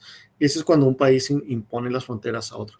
Sin embargo, también se da una externalización de las fronteras de manera voluntaria, digamos, como se ha dado en Europa, aunque Alemania lo cambió hace un par de días, donde los países miembros de la Comunidad Europea habían cedido el control de las fronteras a la Unión Europea, es decir, a una institución supranacional le habían cedido el control de las fronteras, lo cual, bueno, de nueva cuenta, os repito, debilita o argumenta o prueba o provee evidencia de que la idea del Estado-Nación no era tan sagrada, no era tan básica o tan necesaria como lo había propuesto la modernidad. Otra idea que se proponía desde la modernidad, desde ese proyecto de los Estados-Nación modernos, era el orden de la ley. Uno de los orgullos, digamos, que tenían los países europeos, los países centrales, era nuestros países sí son regidos por la ley. Ustedes, países periféricos, ustedes, países tercermundistas, del sur global, etcétera, su problema es que no son países de leyes. Sin embargo, vemos que estos países centrales están rompiendo la ley. Acuerdos firmados, acuerdos internacionales legales están siendo completamente ignorados o vastamente al menos obligados. Eso muestra también que la aplicación de la ley era una mentira. La aplicación de la ley funciona para ciertos grupos, pero no para otros. Entonces, esta idea de la igualdad ante la ley cae, desaparece cuando se muestra que van a utilizar o van a obedecer sus propias leyes o las leyes con las cuales acordaron, siempre y cuando sea conveniente para sus intereses. Si no lo es, simplemente los van a ignorar y una implicación de esto, entonces no son países donde gobierne la ley, ¿no? Donde existe un dominio de la ley. Entonces me parece a mí que eso demuestra o tumba, digamos, otro de los pilares del proyecto moderno. Finalmente, la idea de la democracia. Me parece a mí que la idea o el hecho de que en Estados Unidos había un número más elevado, pero hasta el 2006, 2008, se calculaba cuando fueron los movimientos mayores de migración en el 2006, que había 11 millones de personas indocumentadas, a las cuales no se les dio y no se les ha dado ninguna forma de representatividad política. No hay manera de que voten, no hay manera de que participen en la toma de decisiones que les afectan directamente, ¿no? Entonces, en ese sentido, me parece a mí, o el argumento, la hipótesis, mejor dicho, es que la idea de que la democracia, de que una persona tiene el derecho a participar de la toma de decisiones que van a afectar a su comunidad y a sí mismo, es rechazada de nueva cuenta porque es nuestra comunidad. Tú no eres parte de esa comunidad, a pesar de que factualmente sí la sea, es excluida de la toma de decisiones. Y bueno, en este mismo sentido de la igualdad, queda claro también cuando uno ve las estadísticas de porcentaje de personas a las cuales se les brinda alguna forma de protección internacional, que sí estamos ante un escenario de grupos racializados, donde hay una clara distinción, estadísticamente hablando, de a quién se le va a dar o no se le va a dar la protección de asilo político, más allá de razones políticas, ¿no? Vemos claramente que personas de color, morenas, hispanas, latinas o afrodescendientes, tienen los menores niveles de aceptación de peticiones de asilo político, mientras que personas que provienen de países europeos, que son blancos, no necesariamente protestantes, pero un poco más cercanos, tienen una mayor posibilidad, estadísticamente hablando, de ser aceptados. Entonces ese es el argumento, ¿no?, que vengo a presentar. Básicamente, resumiendo, es que el proyecto moderno, o al menos el aspecto político de la modernidad, estaba basada en los conceptos, retomo acá los ideales de la Revolución Francesa, de igualdad, fraternidad y, ahí se me fue el otro, igualdad, fraternidad y libertad, pero que estos conceptos, digamos, aplican restricciones, no va a ser para todos, ¿no? Y que la idea del Estado-Nación está siendo fragmentada por la población migrante que está mostrando, o la población peticionante de asilo, que muestra que el Estado-Nación en realidad es falaz, está construido sobre bases no sólidas.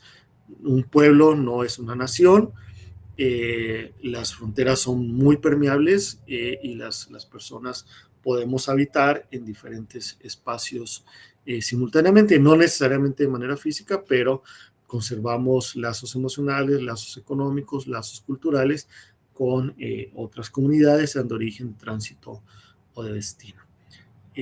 Eso, le repito, pues es un proyecto muy en una primera etapa, entonces cualquier crítica, cualquier desacuerdo, por supuesto, es más que bienvenido. Eso sería mi plática. Pues muchas gracias, doctor Cepeda. ¿Alguien que quiera comentar algo?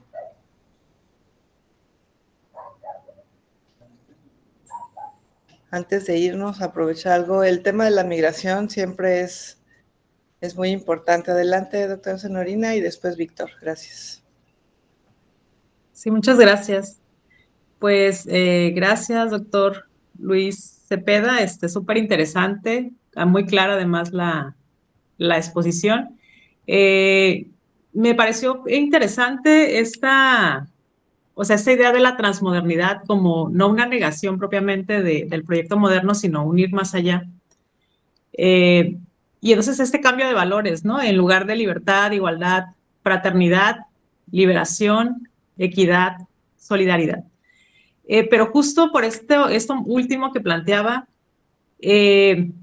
¿cuál es la crítica y la propuesta, sobre todo, que se podría hacer desde la transmodernidad a las instituciones? Entiendo que por lo que comenta, sí hay una crítica al Estado-Nación, pero estoy pensando, ¿no?, en alguna otra propuesta filosófica, por ejemplo, donde hay quienes hacen crítica de la modernidad, pero al mismo tiempo rescatan esta idea de que el marco normativo sigue siendo como pues la posibilidad donde se van a dar las luchas, ¿no? Entonces, no sé si en la propuesta de transmodernidad hay alguna propuesta de institución alterna o cómo funcionaría, dado que se reconocen los límites de estas instituciones que fueron generadas en la modernidad. No sé, ¿no?, ¿qué nos pueda comentar al respecto? Gracias.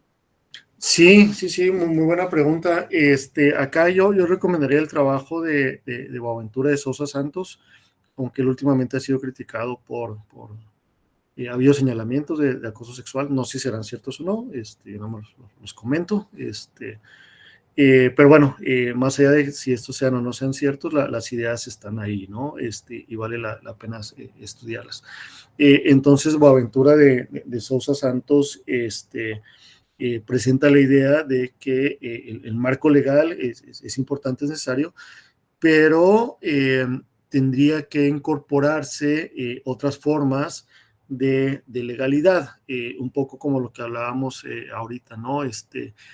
Como haciendo una analogía, la universidad es importante, pero eso no significa que la forma en la que está funcionando la universidad sea la única forma en la que puede funcionar, que una decolonización implicaría la inclusión o al menos la invitación a otras formas de saberes, ¿no? Que tal vez puedan no ser útiles. Yo trato de no ser esencialista y decir todo lo latinoamericano es bueno, o sea, no todo lo latinoamericano es bueno, como no todo lo europeo es bueno, tampoco es todo es malo, ¿no?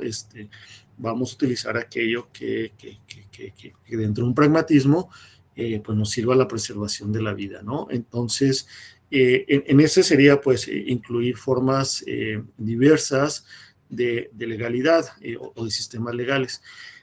¿Cuáles formas?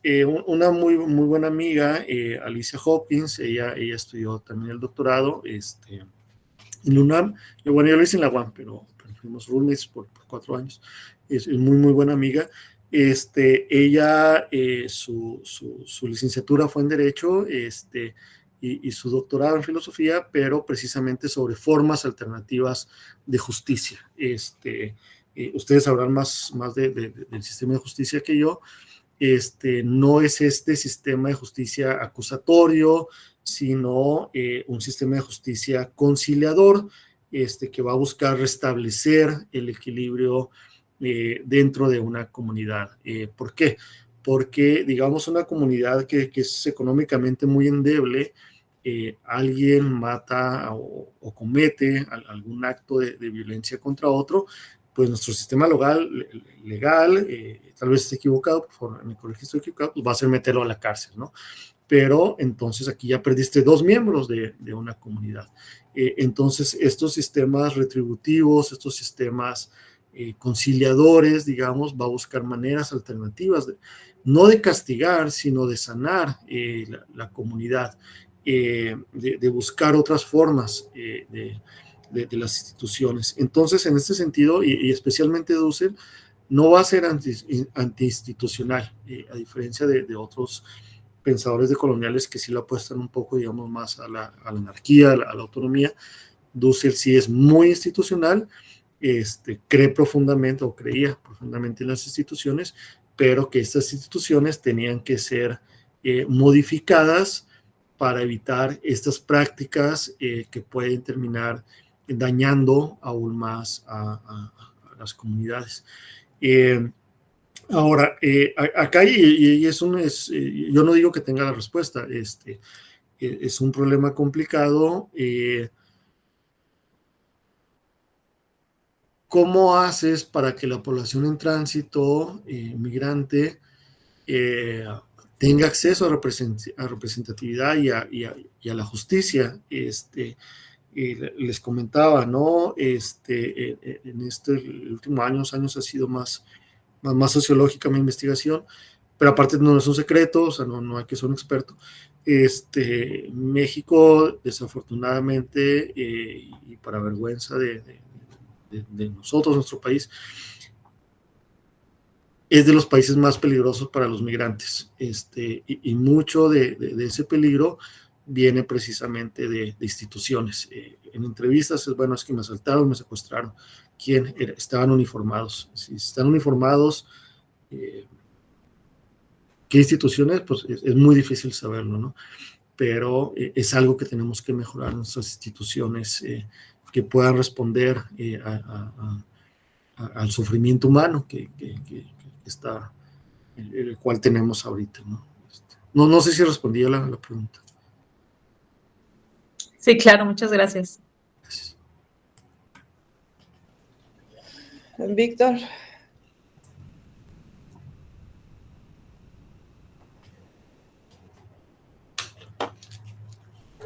Perdón, pero es que no tenía apagado el micrófono. Bueno, pueden ser 2. Una de comprensión, porque me perdí un poco entre la relación entre la razón de la modernidad, esta razón en principio liberadora, pero que termina siendo una racionalidad hegemónica impuesta, etcétera, etcétera, y la noción de racionalidad instrumental y cómo esto se transforma dentro de la transmodernidad en una falla. No sé si te parece claro la forma como lo estoy planteando. Ok, bueno, sí, la idea básica es que uno de los promesas, digamos, del proyecto moderno era que a través de la razón ya íbamos a poder entender el universo y esto, la ley de la naturaleza, etcétera, y esto eventualmente nos llevaría a un mejor estadio como humanidad. Es decir, si podemos entender, digamos, cómo funcionan los ciclos naturales de mejor manera, o si podemos controlar la naturaleza, pues pudiéramos prevenir sequías, pudiéramos, qué sé yo, obtener mejores cosechas, etcétera, ¿no? Esa era como la promesa. El problema acá, o al menos desde esta posición, es que ese uso de la razón se convirtió en razón instrumental. ¿Qué queremos decir o qué quieren decir con razón instrumental? Bueno, me incluyo, que la razón se utilizó ya no para fines emancipatorios, para encontrar mejores formas de habitar el mundo, sino mejores formas de producción, más efectivas, más productivas, pero esos beneficios no fueron para la humanidad en su conjunto, sino que fueron para el capital. Es decir, voy a producir más en menos tiempo, con menor cantidad de recursos, pero ya una vez que hace hacer esto, pues extiendo estos sistemas de producción, ¿no? De tal manera que podemos, o el capitalismo utiliza la razón para encontrar mejores, más eficientes formas de explotación. Y esta razón instrumental, en ese sentido de que la razón ya no se convirtió en liberadora, en una razón que nos permitiera ser una mejor humanidad o encontrar mejores condiciones materiales, sino en cómo reproducir más el capital. Comentábamos ahorita que entra en un conflicto entre el capital y la naturaleza. ¿Por qué? Porque el capital va a buscar reproducirse infinitamente y de la manera más rápida posible, pero la naturaleza simple y sencillamente no puede tomar ese ritmo, y estamos teniendo desastres naturales como en Brasil. La selva amazónica está ardiendo, y no hay manera de detenerla, ¿no? O al menos no hasta este momento. Y en ese sentido, entonces, lo que la transmodernidad argumenta es que eso fue una mala utilización o una distorsión del poder emancipatorio de la razón, y que en ese sentido denuncia la falla de la razón por haberse convertido en razón instrumental, y busca, digamos, recuperar la capacidad de raciocinio, la capacidad de pensar, la capacidad de inventar, de crear, de imaginar. Los seres humanos somos increíblemente inteligentes, al menos para algunas cosas, y buscaría entonces recuperar ese uso, pues, de la razón, para ser de nueva cuenta una razón liberadora. No sé si respondí la pregunta, Víctor, o me perdí. Sí, Luis. Lo que pasa es que precisamente yo quería saber si esa noción de racionalidad instrumental era más de origen weberiano o más bien de raigambre de la escuela de Frankfurt, ¿no? O sea, y entiendo que por lo que acabas de decir, que está más próxima o digamos, está tomada de la idea de racionalidad instrumental, básicamente de Horkheimer, ¿no? Sí. Hay una crítica, hay una crítica a la teoría crítica. Este libro lo escribió también un buen compañero, Omar García, donde lo que él argumenta es que la teoría crítica con Habermas, la tercera generación, y la cuarta, se me va ahorita el nombre del exponente de la cuarta generación de la teoría crítica, dejó de ser crítica, en ese sentido de ya no está criticando al capitalismo, sino que en el mejor de los casos busca domesticarlo o atenuarlo, ¿no? Y en ese sentido el argumento que hace Omar es que la teoría crítica pues está ahora siendo desarrollada, en ese sentido de criticar el sistema capitalista, se está dando desde el sur global, no solamente en América Latina, sino en el sur global. No sé si respondí.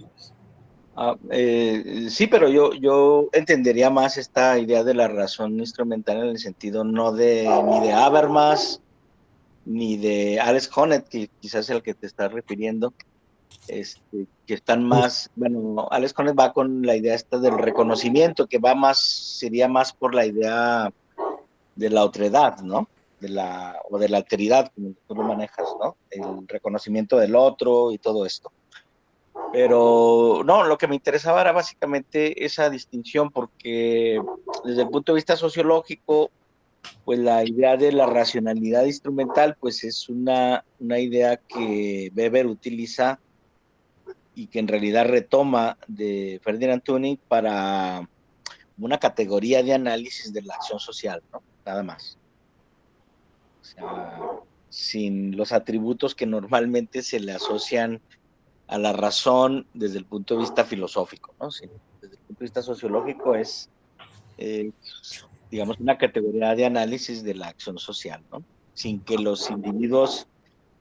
se presuponga o se presuponga que los individuos actúan exclusivamente guiados por este tipo de modelo de racionalidad, que es una racionalidad fines medios, ¿no? Sí, o sea, la cosa es esa, ¿no? Que en ese sentido se estaría, si lo estoy entendiendo bien, puede ser que lo entiendo mal, que la nacionalidad se utilizaría para llegar de la manera más eficiente, digamos, al fin a través de los medios que tengas disponibles, pero que no se estaría utilizando para cuestionar esos fines. Eso sería lo que yo estaría entendiendo, pero puede ser que lo esté entendiendo mal. Pues no, la idea es que si estamos en la dimensión sociológica o en la dimensión filosófica, ¿no? Porque ahí hay, digamos, Weber estaría en la dimensión sociológica propiamente dicho, mientras que la escuela de Frankfurt estaría en la dimensión filosófica, ¿no? Creo que en el mismo tenor que la crítica de la transmodernidad, si lo entiendo. Bueno, muy bien, compañeros. María José había levantado la mano, no sé si todavía quiera participar.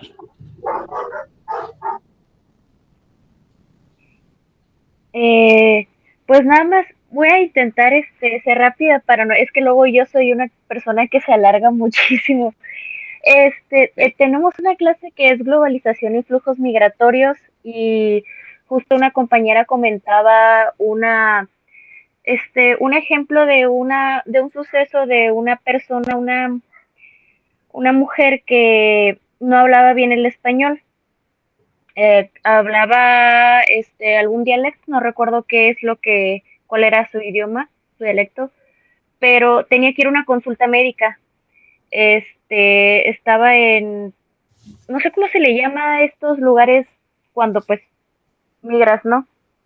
Y ella quería que entrara su esposo precisamente porque no iba a entender muy bien las indicaciones del doctor, lo cual se le fue negado, no entró el esposo.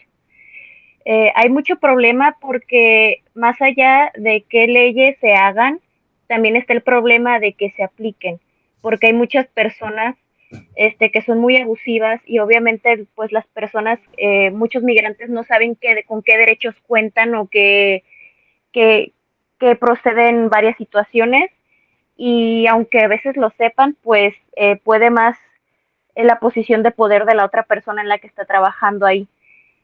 Y nos quedamos pensando, porque nos daban este planteamiento de ustedes qué harían, qué cambiarían, y mi pensamiento fue mucho a hacer una evaluación más,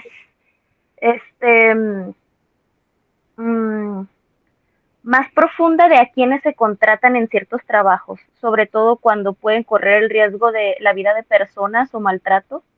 como es en procesos migratorios, porque puede que implementen, leyes que puedan ayudar, pero que las lleven a caso es muy diferente. Llevándolo a un ejemplo un poco más lejano, en Estados Unidos, muchos de quienes trabajan en los procesos migratorios son personas con una mentalidad de odio bastante grande y preocupante. Entonces yo estaba en ese pensamiento de que debería haber, así como hay mucho detenimiento en quién se le da una visa, también debería haber ese detenimiento a quién se le da los trabajos en ese tipo de procesos. Y así como también implementar un apoyo más completo en informar, no sé, como son tantas personas, es difícil que cada quien tenga un ayudante, alguien que le proporcione la información necesaria, sino así como en las escuelas que de la nada te llevan a un curso introductorio de 1 hora, ¿no? Donde ponen a todos los alumnos, no sé si eso funciona, es muy mal, porque es parte, considero que es mucho falta de información, porque desconozco bien las leyes y también en cómo se implementan las leyes que ya existen o que puedan existir.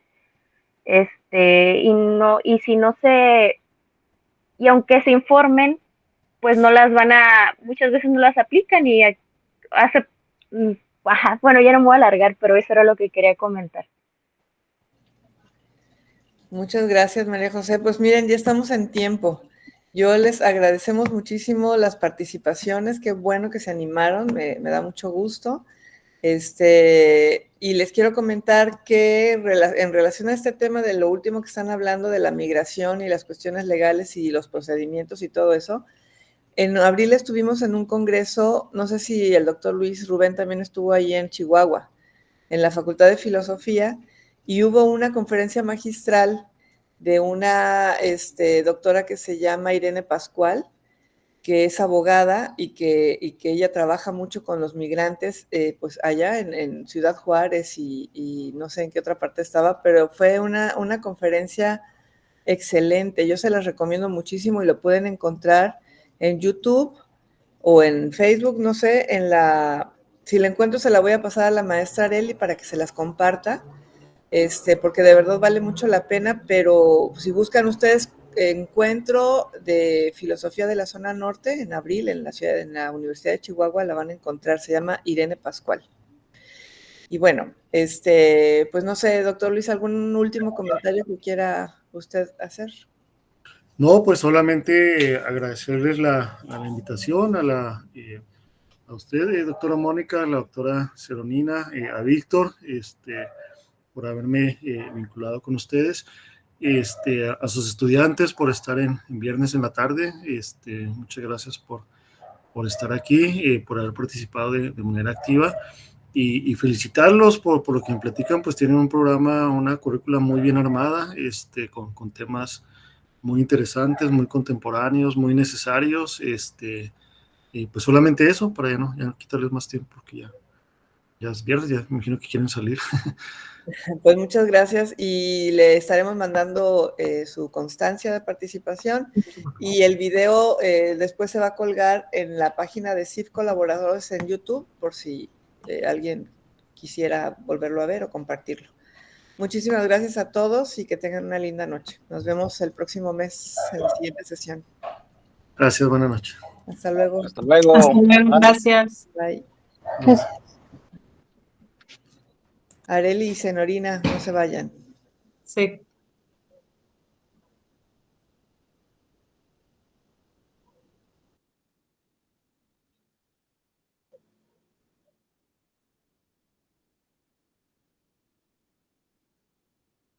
Pero creo que Arely se salió, ¿no? Acá estoy. Es que llegó mi niña por acá y ya casi no podía hablar acá.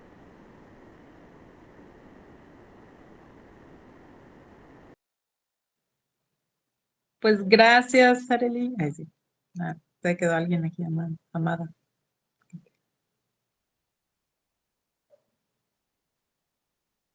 Está tu micro apagado. Amada, ¿andas por ahí? Gabriela, yo creo que no está. Ay, sí, perdón. ¿Qué fui al baño? Sí, bueno. Gracias, bye. Gracias, bye. Hasta luego. Bueno, voy a parar la grabación también. Oigan, ahí sí no. Espera.